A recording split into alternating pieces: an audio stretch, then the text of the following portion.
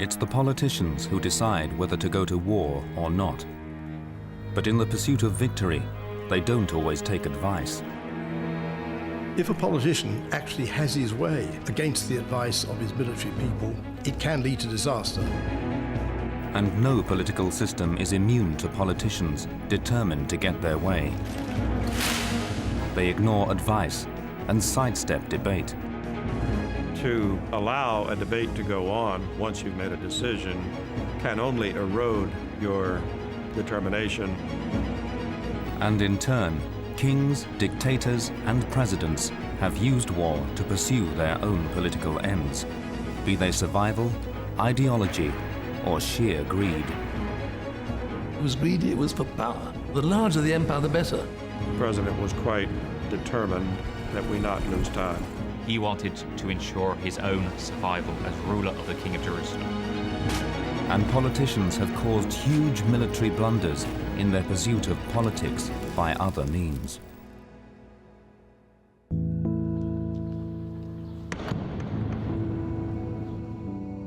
The 11th century, when politics was religion, and an age dominated by the conflict between Islam and Christianity, both believing they had a divine right to control the Holy Lands. The Christians staked their claim by mounting an invasion from across the sea, determined to slaughter the Muslim infidel. They came in the name of God. They came because they believed that through slaughter, each individual would seek redemption. By violence, they would open the kingdom of heaven for themselves. The First Crusade made a decision. The non-Christian inhabitants should be so terrorized that they would run away. Now, that policy of ethnic cleansing culminated in the sack of Jerusalem. It was an absolute bloodbath. Men rode with their horses up to their bridles in blood, splashed with blood, in other words.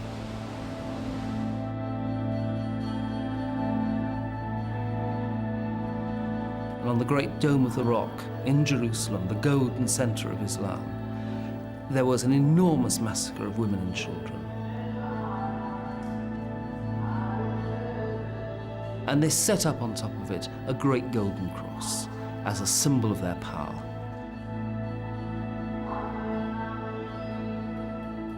And after the massacre, the Crusaders built a kingdom centered in what is now present-day Israel. It mirrored the European countries they had come from. They set up castles, they dominated the neighborhoods, they collected money from the locals. This was, in a real sense, a Western colony. The feudal kingdom was divided among powerful lords who held absolute rule in their own lands. Within their own areas, they could act as a kind of summit of judgment. In turn, the lords swore loyalty to a king, the person ultimately in charge of the kingdom's defense. And in 1186, the throne was held by Guy of Lusignan. But this king's standing was at rock bottom because of a political scandal. 3 years before, Muslims had invaded the kingdom. Then, Guy had decided against open battle. Instead, he held back until lack of supplies forced the Muslims to retreat. It was a military success, but for him, a political disaster. It's a very successful approach, but Guy is pilloried for it. The more aggressive people in the Kingdom of Jerusalem say, you should have fought. You had all the people assembled. You were a coward. And if sleaze has challenged politicians' credibility in recent times, cowardice carried an equally damaging stigma in the 12th century. For a king to be accused of cowardice was really a very serious crime indeed. It made him look not merely a fool and a knave, it made him look useless, because if he was a coward, how could he lead you in battle? In an attempt to avoid further accusations, King Guy was to lose his crown and kingdom. Another war with the Muslims was approaching. This time, it was provoked by a renegade crusader, Reginald of Chatillon. He is a man who has great motivation for attacking the Islamic faith. He spent 13 years in a Muslim prison. He was captured cattle raiding. And when he gets out, he is determined to gain his revenge. Reginald's castle looked down on a trail along which Muslim convoys passed. The temptation for revenge was too great, and he attacked, killing everyone. It would prove the start of King Guy's downfall. The attack was considered an act of war in the Muslim world. There, the military leader, Saladin, had unified competing Muslim factions under the common cause of taking back the Holy Lands for Islam. But now, Saladin was under pressure to deliver on that promise, or his alliance would crumble. It's a precarious alliance. He cannot hold it together for very long. He needs to achieve results. He needs to carry out his promises that the Christians will be removed. But Saladin was faced with a dilemma. To stand even a chance of success, he had to ensure King Guy's army faced him in battle. He cannot afford a situation where he enters the Crusader territory and they don't fight. If his Muslim coalition goes home again without capturing an important city, or better still, a decisive victory in battle, I'm sure that it would have dissolved. Saladin came up with an inspired plan to tempt King Guy's army into battle. In 1187, he entered the Crusader kingdom and laid siege to one of their castles. He goes to Tiberias on the Sea of Galilee, and there he attacks the city, in which the wife of the most senior leading man amongst the Crusaders. And he takes the city, and she is besieged just in the castle. She is the damsel in distress. And that puts the Crusaders into a terrible dilemma. Saladin knew that in an age of chivalry, the Crusader army was obliged to attempt a rescue. But to do so meant advancing across a waterless terrain, a highly dangerous move. Not only would heat and thirst take their toll, but King Guy's army would be exposed to attack from all sides. Saladin waited as the Crusaders pondered a solution to the dilemma he'd spun for them. What were they to do? Were they to sit and watch it happen? Or were they to do something about it?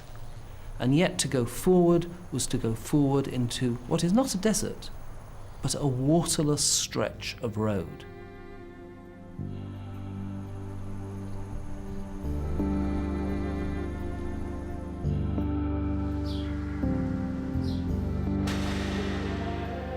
It was King Guy who had to decide whether the Crusader army should advance or not. But in making his decision, Guy had to listen to the opinion of the kingdom's powerful lords. And a huge row had broken out among them over what to do. The kingdom's most powerful military commander, Gerard, was hell-bent on attacking the Muslims. He believed the Holy Lands had to be defended at all costs. You have a kingdom which is fired, inspired, you might say, by the need to conquer Islam, by the need to ever expand the kingdom of God. And in political terms, that means some people take an expansionist view. We must always and ever be at blood with Islam.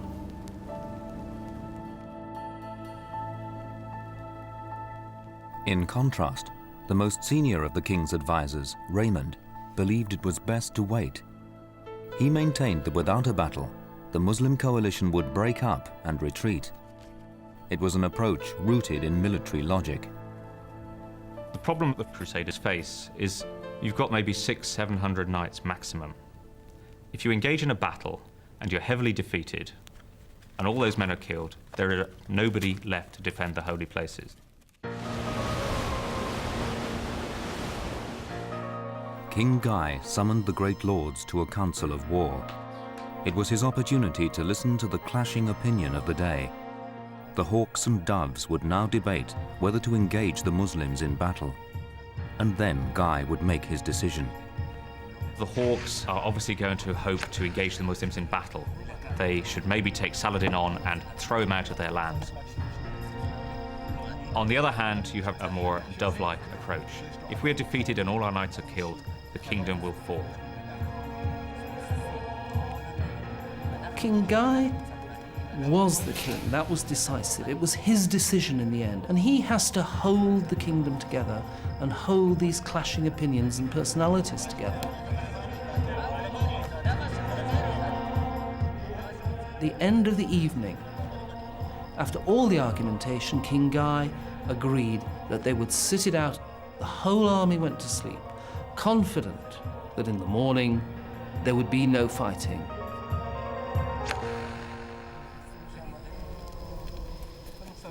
The decision in the tent on the first meeting is that they should not fight. The doves win the day. It is a cold, calculated military decision that it would be better not to engage in battle. But later that night, King Guy had reason to doubt his decision. He had another meeting, but this time only with Gerard, the warlord, who was still intent on attacking the Muslims. And the hawk presented a political argument for fighting. What he said to King Guy was, look, if you sit here, they'll accuse you of cowardice again, so that when Saladin's gone away, you will be a crippled king. Why don't you fight? You've got the greatest army the kingdom has ever had. As the night ebbed away, the king pondered his dilemma.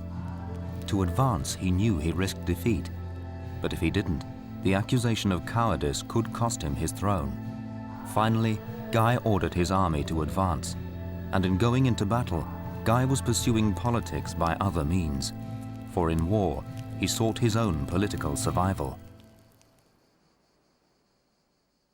Guy made a political decision. He wanted to ensure his own survival as ruler of the King of Jerusalem. And in making that decision, he turned aside from the conventional military wisdom of the time. Guy's army began their advance across the waterless terrain, but Saladin was waiting for them, and he attacked.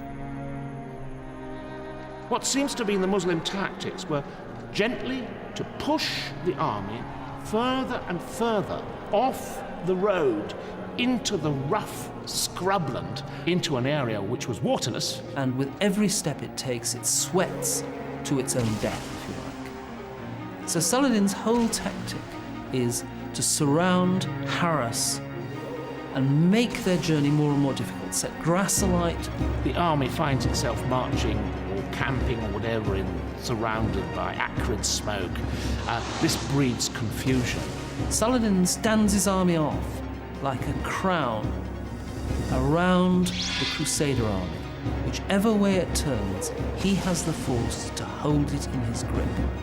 They were, one source says, dying of thirst. Christian knights asked Saladin if he would kill them and put them out of their misery. The Christian army eventually ends up on a small hill, one of a pair called the Horns of Hattin, and there the end came. The Crusader army was destroyed. Saladin released the damsel in distress. Then his Muslim forces swept through the Holy Lands. Finally, they reached Jerusalem, where the Crusaders had so brutally imposed their own rule only 100 years before. And the first thing he did when he got into the city was drag down the cross from the Dome of the Rock and re-erect there the crescent, which to this day sits over the Dome of the Rock. The consequence of Hattin was disaster in the east. King Guy, in an attempt to keep his power, had lost his kingdom. His defeat was rooted in his pursuit of politics by other means. Politicians make the decisions in the light of their own counsels, and very frequently they have very little to do with military means and military power. Centuries later, another politician was about to take his nation to war. Again, he was driven by his own political agenda. This time, it was sheer greed. Benito Mussolini was laying the basis for a military disaster. Combattenti, di terra, di mare, dell'aria. Camicie nere della rivoluzione e delle legioni. Il tuo coraggio, il tuo valore. Benito Mussolini, the fascist dictator who seemingly ran Italy single-handedly. He made himself in charge of everything. He was the Prime Minister of Italy, he was the Duce of Fascism, and he was Minister of War, Minister for the Air, Minister for the Navy. He was everything.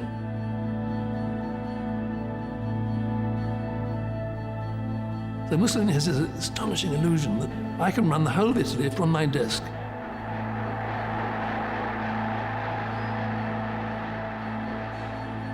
But Mussolini had political ambitions beyond the total power he enjoyed at home. He wanted to build himself an empire. As grandiose as it sounds, restoring the ancient Roman Empire with him in the role of a modern Julius Caesar and Augustus combined. Power was what he wanted. And if he was greedy, it was for power. The larger the empire, the better. But in Mussolini's Italy, government was more inefficient than the fine-tuned image presented to the world. The building of the Italian war machine, crucial to Mussolini's expansionist dream, was erratic, to say the least. And there's a story written by one of his generals. He produced to the Duce 4 designs of tanks. And Mussolini pretended to look at them very seriously for about a quarter of an hour and finally said, oh, we'll make that one. And he just pointed to one. Quite a technical business is choosing tanks. Very complicated indeed. The fact that that tank never worked properly ever didn't matter because the Duce was seen to be taking action and therefore got the credit for it. In point of fact, he did nothing. And the Italian preparations for war were negligible. As World War II loomed, Mussolini was presented with an opportunity to realize his imperial ambitions. He would have a natural and powerful ally in the shape of his fellow fascist, Adolf Hitler. And siding with Hitler might bring Italy new territories. But Mussolini knew entering the war with his army so poorly prepared risked defeat. He decided to play a waiting game to see which side looked like winning. Mussolini came to the conclusion that this war was going to drag on year after year after year with little or no movement until one side basically collapsed from exhaustion. And at that point, the Italians would come into the war on the winning side. He didn't see that as occurring any sooner than it had in the previous war.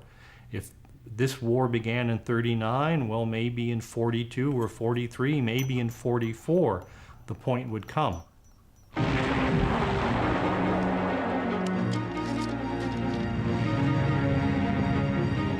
But in the first few months of the war, the Germans swept through Europe.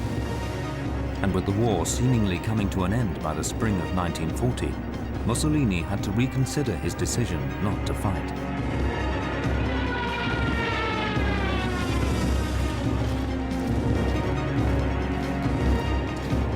If he doesn't come into the war in the spring of 1940, the Germans are going to gather up everything. Italy will be left with nothing. This is not just a once-in-a-lifetime opportunity. This is a once-in-a-century or a once-in-a-thousand-year opportunity. They've got to take advantage of it. Italy entered the war on the German side. And in doing so, Mussolini was pursuing politics by other means. For in war, he was looking to build his empire.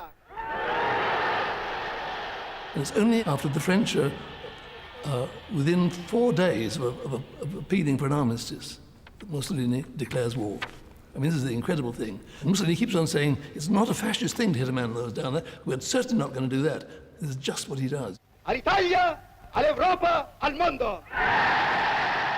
And with Britain fighting for very survival, Mussolini's sights turned to her colonies, an easy target even for an inferior Italian army. He believes, not incorrectly, that Britain is concentrating what's left of its army to defend the home island. That leaves the Middle East, and in particular Egypt, basically stripped of defenses. Mussolini decides that parallel with Hitler's invasion of Britain, he's going to invade Egypt, conquer the Delta, and seize the Suez Canal, and then probably sweep on through the Middle East to the Persian Gulf oil fields. Mussolini ordered his troops, then in Libya, to march forward and capture Egypt. But there was a problem, according to Marshal Rodolfo Graziani, in charge of Italian forces in North Africa. They simply lacked the proper equipment for such an advance, and Graziani pleaded with Mussolini for more time.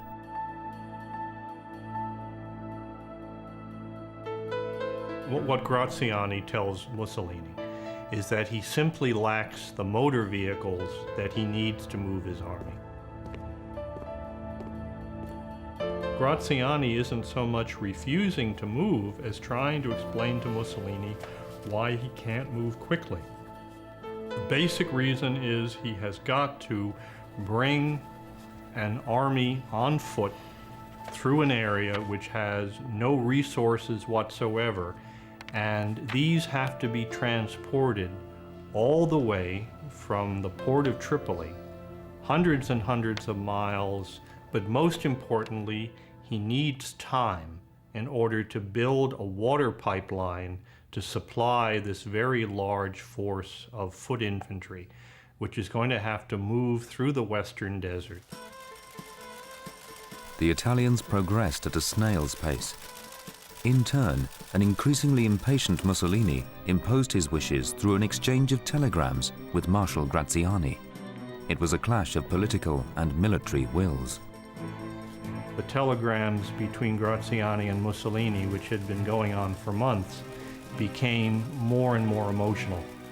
They also became longer, but the language was a more and more involved way of saying two very simple things. Get moving, I can't. Now, when you read them, sometimes they're funny, sometimes they're tedious, because you see a human being, Mussolini, attempting in a more and more complicated or imaginative way to say, get moving. And you read Graziani's replies, which are a more and more complicated or involved way of saying, I can't. Britain survived against the Germans, and by September 1940, she had sent reinforcements to North Africa. Crucially, they included tanks, technology vastly superior to anything the Italians possessed. The British know that the desert is ideal for tank warfare, and so they're prepared to fight a tank war. Mussolini doesn't bother to have any tanks until it's too late in North Africa. He just has an immense number of men who've got to march on foot, if you please, for 1,000 miles in the desert to get to Egypt. But Mussolini remained convinced of the Italian army's ability to win, and he continued calling for action, driven on by his imperial dream. I mean, here's a man who has suddenly come to a point where this extraordinary opportunity to grab big chunks of the British Empire, now for him to say, I can't do it. My army isn't in condition. I don't have the equipment. My tanks are hopelessly inferior, is to ask him to give up his lifelong dream. So you're asking Mussolini to change his basic nature at a point where everything that has gone into his makeup is pushing him in one direction. He can't say no to his own imperial dream. By December 1940, the Italians had camped in Egypt at a place called Sidi Birani. But for Mussolini, this was no time for hesitation. Well, in effect, Mussolini had put Graziani in a position where he either had to advance or he would be dismissed. And by early December, it was pretty clear to the British back at headquarters in the Nile Delta that the Italians were about to bound forward once again. They decided that they had to strike first before the Italians did. And what this meant was that in the very early morning hours of the 9th of December, it was the British who struck. In North Africa, 300,000 Italians faced a British force of only 32,000. And in the Battle of Sidi Birani, the Italian army's inadequacies were exposed by the more mobile British force. They move by motor vehicle, which means that they can move faster and farther than men can on foot. So that the British, in effect, can take shortcuts and constantly cut the Italians off by getting to a point at the highway ahead of them and then building a roadblock so that the Italians are trapped. You're talking about two different rates of speed, two different rates of ability to think and to communicate. Outmaneuvered and outwitted, the Italian army suffered defeat after defeat. By early 1941, over 130,000 Italians were taken prisoner in North Africa. In a quote of the day, "Never have so many surrendered to so few." It was a disaster, rooted in Mussolini's sheer political greed and a defeat for the political system he had imposed on the Italian nation. Mussolini despises democracy, thinks that fascism is the answer to political problems, failing to realize that democracy, although it's not an ideal form of government, does have one immense advantage. The questions are dragged out into the open and are discussed. So somebody can come in and say, no, wait a moment, it's not quite right, don't do that. But all democracy's checks and balances can be undermined by determined politicians. Decades later, not greed but ideology would drive a politician to war. It was 1983, and the most powerful man in the world decided to stop the spread of communism. The Caribbean is a very important passageway for our international commerce and military lines of communication. More than half The United States of America, the land of the free, and Ronald Reagan. The 40th president was elected in an era possessed by the Cold War, an age which reflected his own political obsession to fight the spread of communism.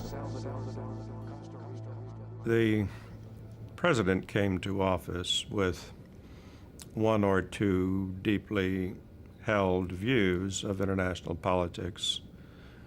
One was ideological in that we had a fundamental obligation as the leader of the free world to resist the expansion of Soviet influence and determined that it not expand further on his watch. And in 1983, the president's eyes turned to the Marxist state of Grenada, a former British colony and one of the smallest islands in the Caribbean. There, an airport was being built by Cubans. The Americans viewed it as a launch pad for communist expansion in the Caribbean, a threat in their own backyard. At the southern end of the Caribbean chain, the Cubans, with Soviet financing and backing, are in the process of building an airfield with a 10,000-foot runway. The rapid buildup of Grenada's military potential is unrelated to any conceivable threat to this island country of under 110,000 people. The Grenadians insisted the airport was solely a means to expand tourism on the island, and funded, among others, by Finland and the United Kingdom. 17 countries have provided the funds to build that international airport. The Cubans said from day one, we can help you through materials, through labor, through engineers, etc., to the tune of 40% of the project. The other 60% you have to find. And the Grenadians invited Western journalists to come and see their civilian airport. What mystifies many Grenadians is that the Americans went to enormous lengths to get these satellite and aerial photographs of this installation, when it's quite possible for anybody who wishes to come here and take photographs to their heart's content at ground level. In October 1983, a power struggle in Grenada's ruling party saw the Prime Minister killed. President Reagan, already troubled by the Cuban presence, now saw Grenada unstable. American students were studying on the island, and he decided they were prime targets in a repeat of the Iranian hostage crisis. It was obvious that he was not going to fall into a situation as we had in Tehran. I mean, he was elected for two reasons. One was the lousy U.S. economy, and the second was the humiliation in the eyes of the American people for 444 days of the hostage-taking.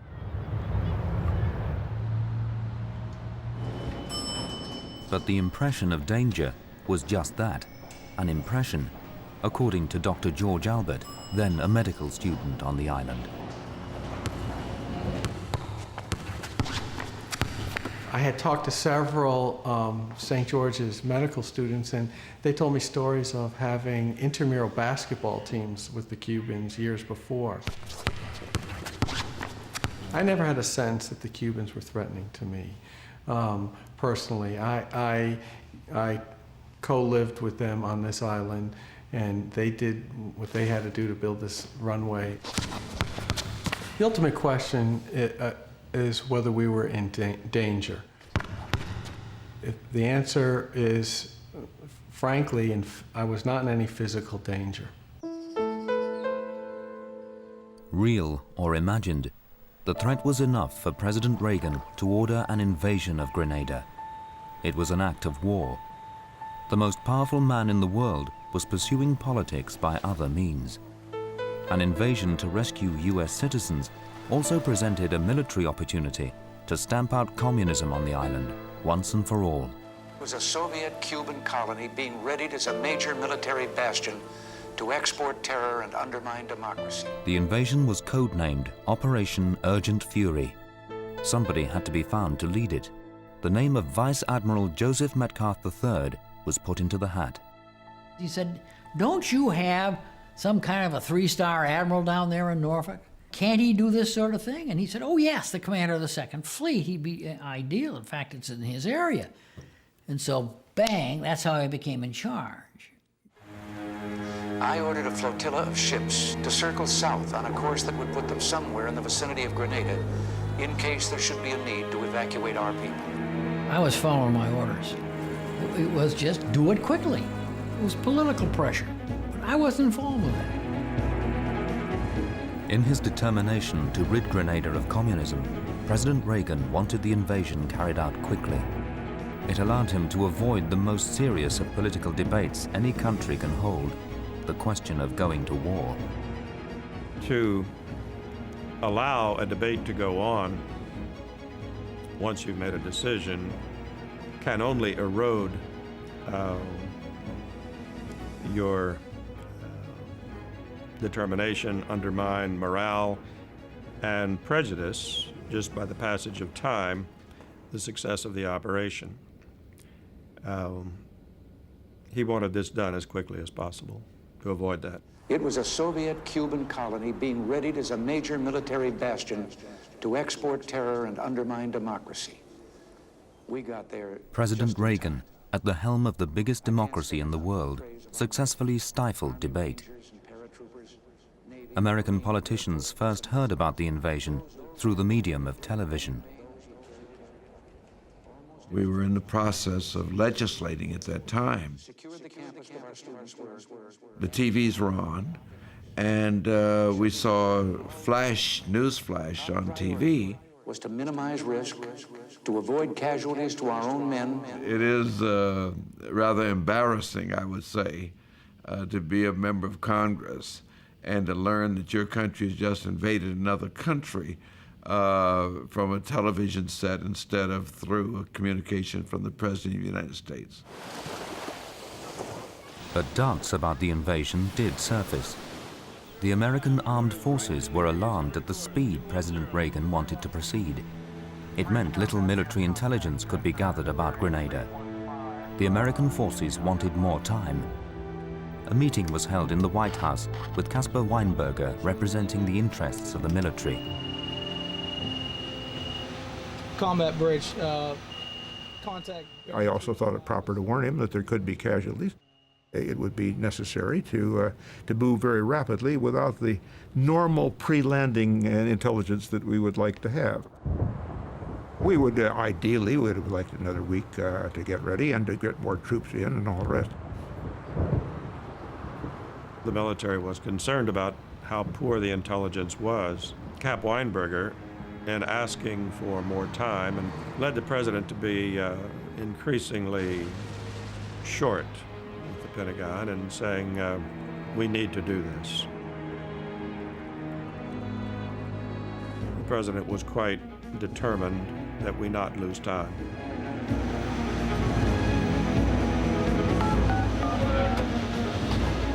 With political pressure to get on, the crack Navy reconnaissance team, the SEALs, was sent in to gather intelligence.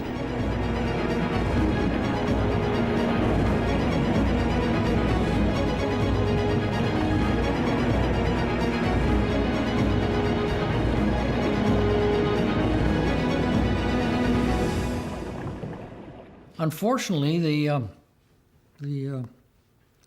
was a disaster because they drowned. They dropped them into the water, and they went straight to the bottom. They hadn't practiced to do this sort of thing. It was a disaster. It was a disaster. And well, just one of the things, once again, it's part of the fog of war.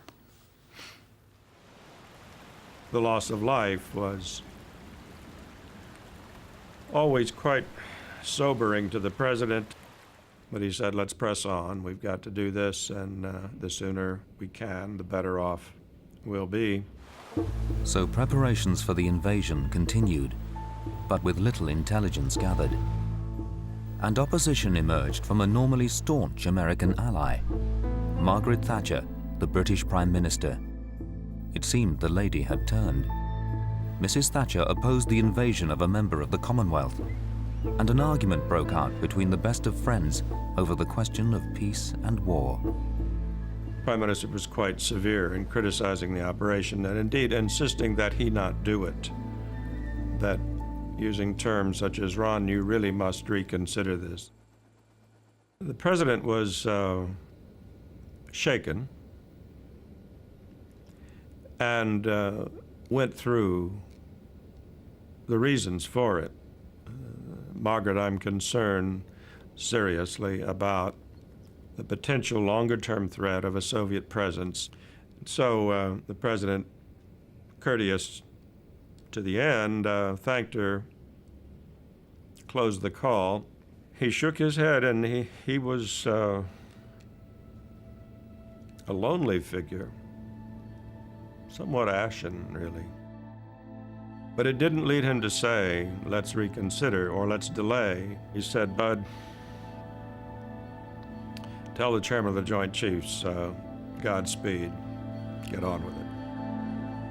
And at 5:15 this morning, the Joint Force... On the 25th of October, 1983, Operation Urgent Fury was launched.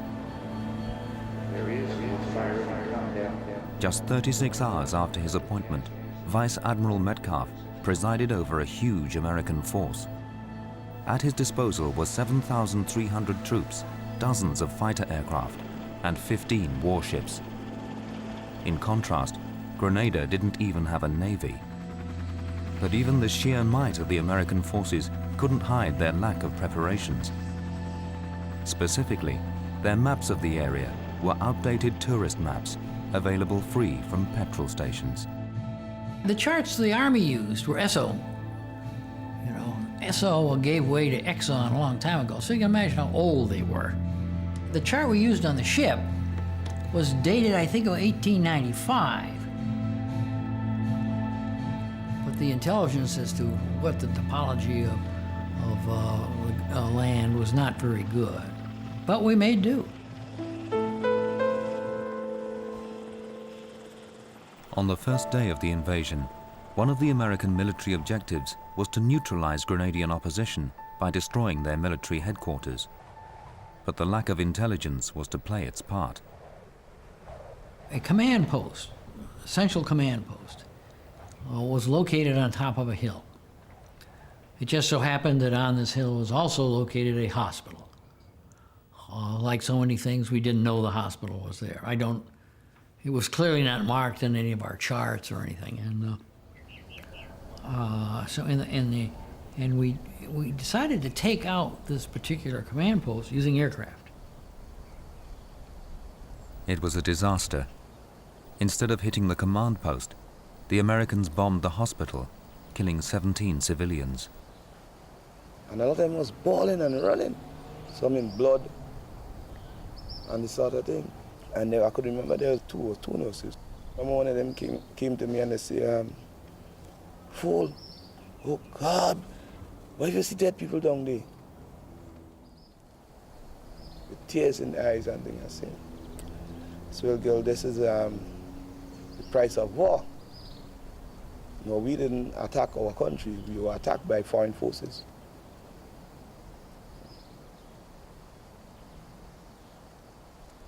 It was a sad thing. It was a sad thing.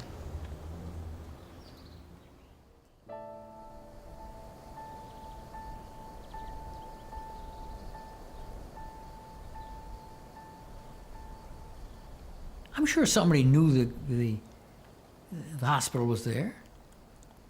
But what priority do you give it? I mean, I didn't give it any priority whatsoever. It's a very, if we'd been there, for a week or so, we would have plotted all these things. Well, this is in keeping with the Americans and their standard. They always get things wrong. They always get things wrong. The invasion continued, and so did the mistakes. Another stated American military objective was to rescue the British Governor-General. During the invasion, he was here at his official residence. But the Americans were in a state of general confusion over his whereabouts. The then Secretary of Defense believed he was in jail. Well, we were told he was in prison, and he also sent a note out from prison saying he was in prison. So we had every reason to believe he was in prison. The only time I visited Richmond Hill Prison when I was a member of the visiting committee. That was long before I was Governor General. I've never been imprisoned by anybody or threatened to be. Our information was, and his testimony in his letter was, that he was being held in confinement in a jail. One of the first objectives after he freed the students was to go up to the jail and as I remember it, free him. But he wasn't in jail. Well, he thought he was. The invasion continued, and the fog of war thickened. The American president's stated aim for the invasion was to rescue medical students on the island. But there were no hard facts. The students' whereabouts were unknown. The fact is, nobody knew where the students were. When we first landed there, we thought that they were at the end of the airport. And indeed, at one end of the airport, they had a campus there. But they also had a campus called the Grand Anne's campus, which we didn't know anything about. And amid the general confusion, it seems the American forces may have fired on the very people they were meant to save. It was one side of the dorm that faced the waterfront that was riddled with bullet holes. And I remember students saying that were in those dorms during some firefight. Grenadians didn't have a navy. So you would assume that if bullets were on the waterfront side of a dorm, that it was not Grenadians or Cubans, that it would have been the American forces shooting in that direction. 4 days after the invasion began, the Americans did finally secure Grenada, and President Reagan's pursuit of politics by other means was realized. The government was replaced, and communism on the island was crushed. But it came at a cost. 19 American servicemen and 67 Grenadians had lost their lives. Then a row broke out in America. Opposition politicians questioned if the invasion had been justified. What would happen if the same set of circumstances existed in a country that could fight back? They included Democrat Congressman Louis Stokes. He visited Grenada as part of a congressional inquiry. He found no communist threat. The airport was what the Grenadians had maintained all along, a means to expand tourism. The American president, he said, had reacted to a communist threat which just didn't exist. What had happened was that we had, under these type of false pretenses, invaded this little island, nor the people there were in any means any kind of a threat to the United States, nor did it really provide, in any case, a staging area for the Soviets and the Cubans to expand communism. With 1,000 Americans, including some 800 students on that island, we weren't about to wait for the Iran crisis to repeat itself, only this time in our own neighborhood. In a free society, there's bound to be disagreement about any decisive course of action. Some of those so quick to criticize our operation in Grenada, I invite them to read the letters I've received from those students and their families. They know this was no invasion. They know it was a rescue mission. An embattled president was engulfed in a potentially damaging debate, one he had avoided when launching his invasion. But his critics were silenced by the returning medical students. When one of them kissed the ground, it proved the defining political moment in a disaster-ridden saga. What a great bunch. Now that's the singular most important political act in the grenade operation. It took care of all our problems. Took care of the wounded people in the hospital. Friendly fire. I mean, it became a non-problem. Grenada was a political action. It wasn't a military operation, it was a political one. And so you have, so there's nothing wrong with you asking political questions. But I'm answering you basically, based on you want to ask political questions, go ask the politicians. That's not my area of expertise.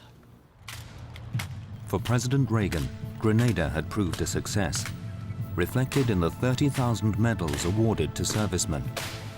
The invasion had achieved an important result for America. It was the largest military engagement since the Vietnam War. And 2 decades after that defeat, President Reagan had sent out a message to the world. He wasn't to be messed with. There's no doubt that the actual intervention, invasion, whatever you want to call it, was a watershed in American foreign policy. This was not some cowboy from California. That he was serious. That he would not just sit there and go woo woo. He would do something about it, which I think was in doubt in the eyes of many people prior to that.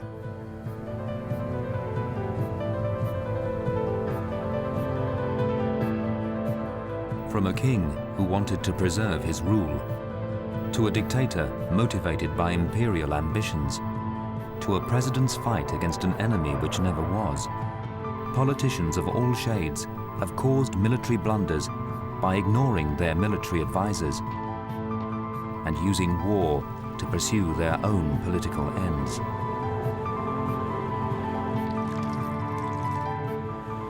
Politics has its imperatives, and military men in the end are the creatures of politics. And military men may have their expertise and may offer their counsel, but in the end politicians make the decisions, and very often they leave to soldiers on the battlefield impossible tasks.